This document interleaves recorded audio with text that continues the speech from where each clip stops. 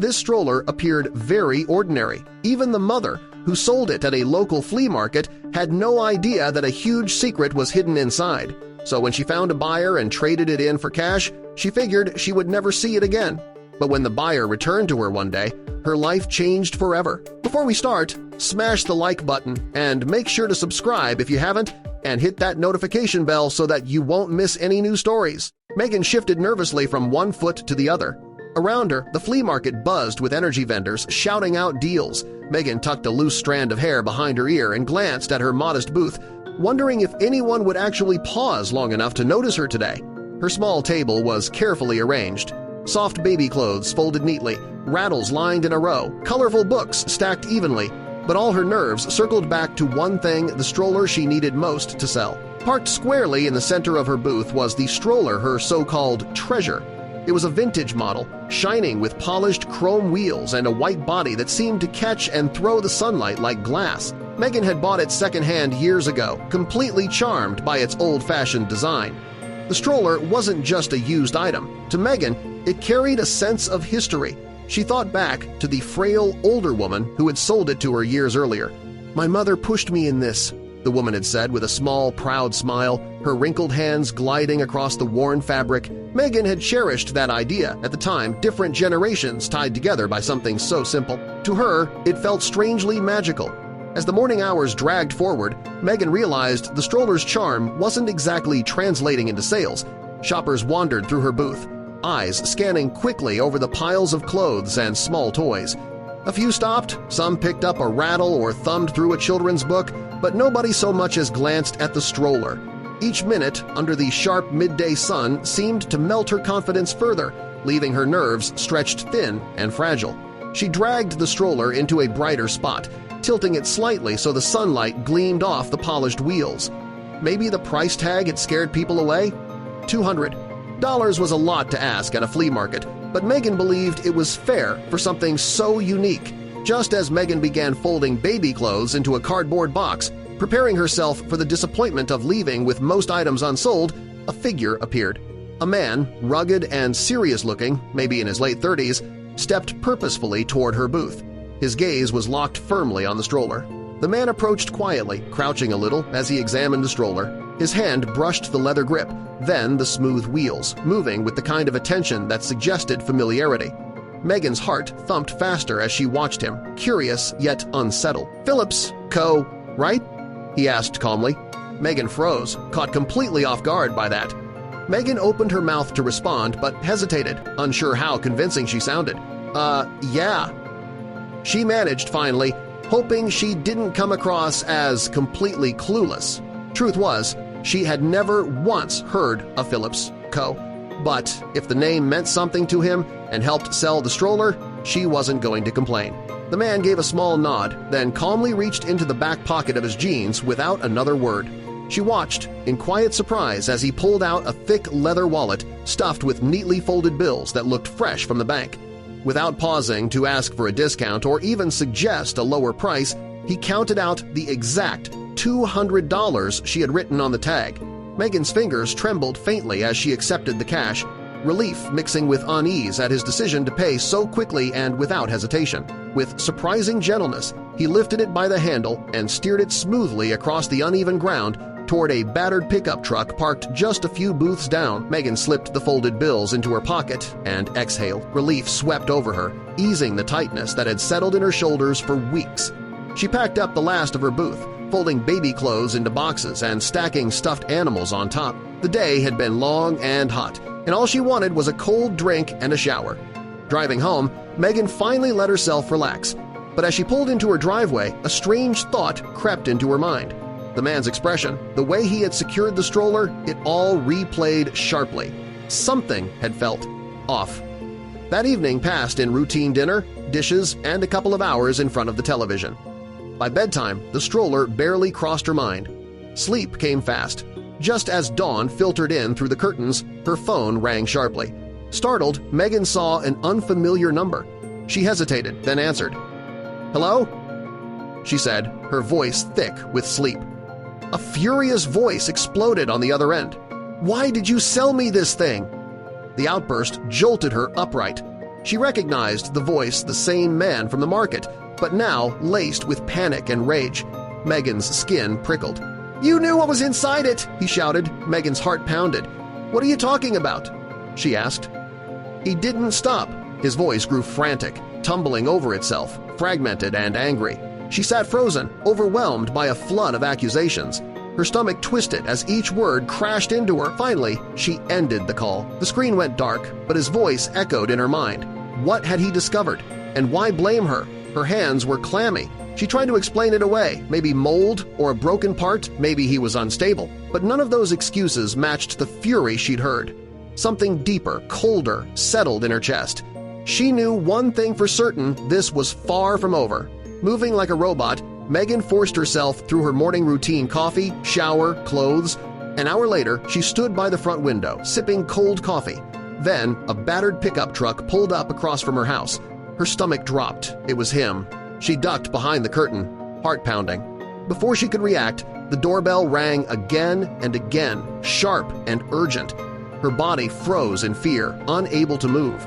Through the curtain's crack, she spotted movement. Her neighbor, Mr. Holloway, striding toward her porch.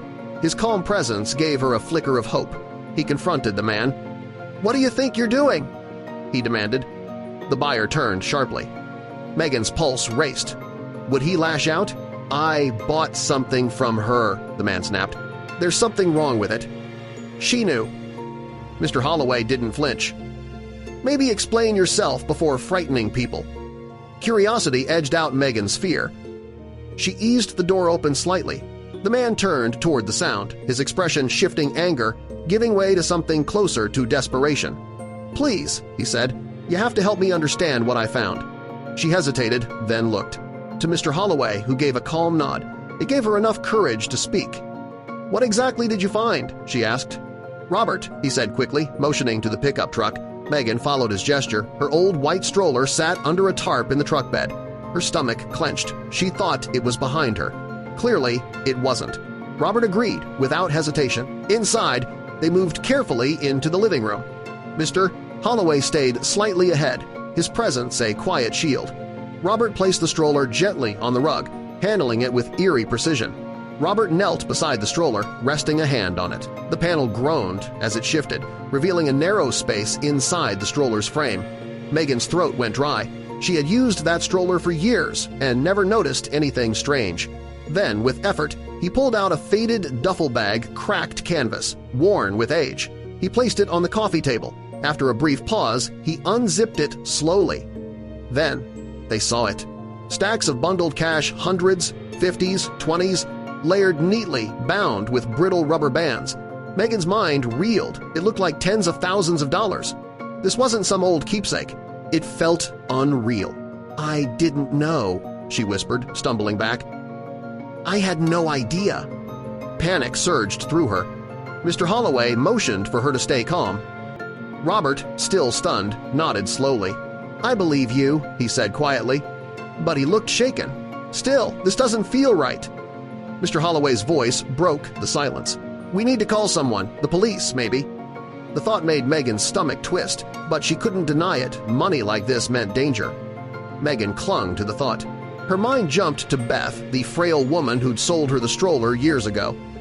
Could it be connected? Her living room suddenly felt like a crime scene.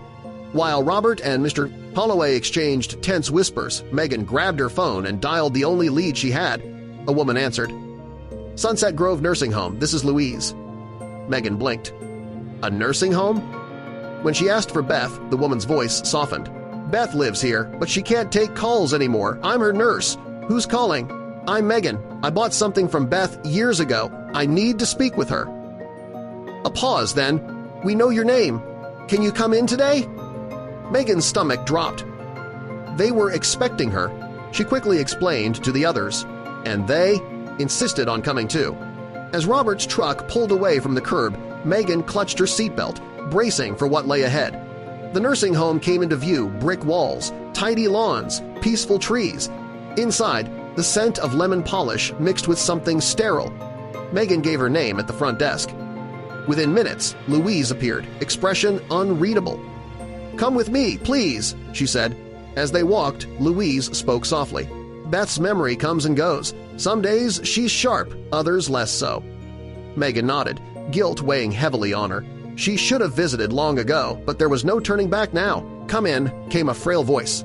Inside, Beth sat by the window, silver hair thin, hands trembling. But at the sight of Megan, her face lit up. "Megan, dear girl," she whispered. Tears blurred Megan's vision as she rushed forward. Beth's hands were weak, but her warmth was real. "I always knew you'd come back," Beth murmured. For a moment, everything else, the stroller, the money, faded away. Then Beth smiled knowingly. "You were always meant to find it, the gift I hid for the right person." Megan leaned in, her heart thudding. "What gift?" "There was money in the stroller," Megan explained gently. "A lot." "Did you put it there?" Beth chuckled softly. "Of course, dear. It wasn't stolen." Relief and disbelief clashed in Megan's chest. "I saved it little by little," Beth continued. "From small jobs, gifts, anything I could spare. I had no family. I wanted it to go to someone with life ahead of them." Megan wiped away tears. Beth smiled. "It had to find you naturally. That's what made it meaningful." Robert stepped closer. "You meant it for Megan?" Beth nodded. The stroller wasn't a fluke. It was a message carefully planted, waiting to bloom. Megan whispered her thanks. Beth smiled faintly. "Make a good life, dear. That's all I ever wanted." The ride home was quiet. The money no longer felt dangerous. It felt like a gift from the past, reaching toward the future. When they arrived, Megan turned to Robert. "Half. We split it. Beth wanted to help us both." Emotion flickered across his face.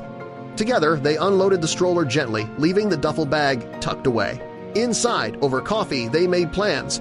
Pay debts, support their kids, start small businesses. Nothing extravagant, just a better, steadier life. Megan's heart swelled with hope.